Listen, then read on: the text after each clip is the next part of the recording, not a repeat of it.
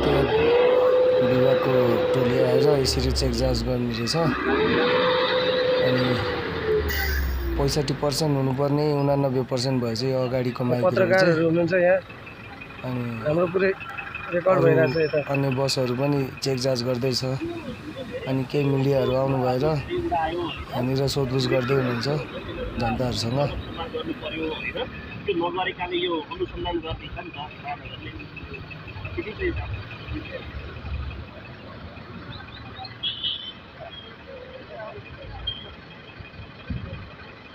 पत्रकारजीहरू सोध्दै हुनुहुन्छ। हाम्रो पेसेन्जर जोरबाडी झर्ने आन्टी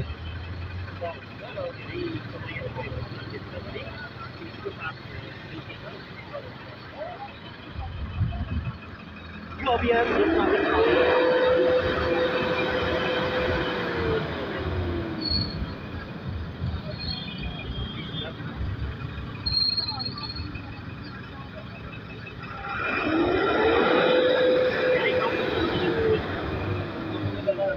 वातावरण प्रदूषण कम गर्नको लागि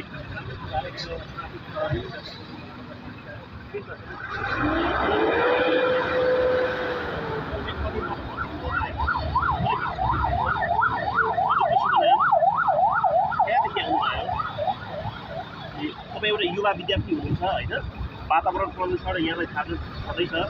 अब अहिले जलवायु परिवर्तन, वातावरण प्रदूषणको असर यदि महानगरले चाहिँ कदम चाल्दैछ गाडीहरूलाई नियमनमा राख्न कस्तो डर लाग्छ? यसमा के सुझाव रहन्छ तपाईँको? हजुर, यहाँलाई ढिलो भयो है अलिकति।